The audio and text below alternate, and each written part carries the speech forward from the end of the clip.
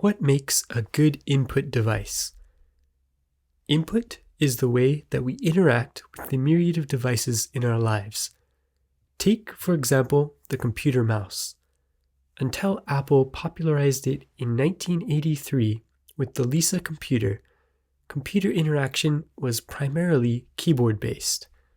The mouse was a way to almost physically interact with things on the screen, and is still commonplace. How do we interact with most of our devices today? A touchscreen, a quite direct interface, linking our finger to content displayed on the display. Is this the ultimate input? No, it lacks tactile feedback to let the user know they've accomplished an action. Aside, you've seen the interior of new Teslas, where everything is a touchscreen. If not, pause and look it up. It's not a good idea not to have tactile feedback for the driver. Sorry, Elon. Game controllers are fascinating designed objects. As gaming is meant to be a fun user experience, the methods of input for games are central in delivering the best experience to users. There are many different ways these can be designed, but two key rules are performance and ergonomics. But what if one design radically changes the rules and is one of the most successful designs of all time? Design of Things 10, Wii Remote, Whimsical Wand. Released in 2006, this puppy was a radical departure from normal game controllers, but not totally unexpected from Nintendo, a company that likes to throw convention out the window. Look at the Nintendo 64 controller. First of all, this vertical orientation is unique, more like a TV remote than a game controller. In fact, it could turn on the Wii just like one. In the hand, left or right, it was flexible. The hand fits naturally with the pointer finger over the rear B button. The thumb rests over a D-pad and a clear A button. The A button, with its slightly convex shape, is an interesting accent and centerpiece of the design, casting a crescent-shaped shadow showing the depth of the button. The simple medium gray A, matching other gray accents all over the controller. Below the A button are three buttons, minus, home, and plus. Minus and plus are both raised and are easily recognizable just by touch. This is the principle of perceptible information. These buttons are often used to perform sub-functions in a game, like showing a map or opening a menu, not main actions.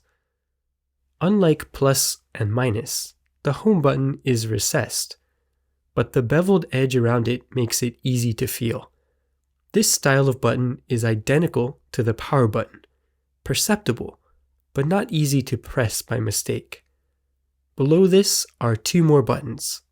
We'll talk about those later, and an interesting set of multifunction LEDs. These four blue LEDs, matching the blue, white, and gray theme of the console and the Wii software itself, serve two purposes. First, they tell the battery level in 25% increments, and second, they tell which player the remote is representing. These little braille-like dots indicate the position, perhaps included as reinforcement that the leftmost light does represent 1. An interesting design choice, possibly to avoid having to label the lights and clutter up the design. Finally, there is the Wii logo, the defining characteristic of which is this W, which has angular ends on the strokes, but 3 curved inner points, a subtle touch of fun into the design. The front is covered in a glossy white plastic, while the rear is a slick matte white, so slick in fact it was easy to toss, hence the necessity of the wrist strap and warning when launching any game that you should use it. Were these safety measures enough? Of course not.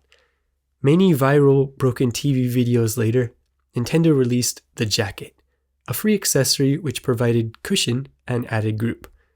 Let's suit up.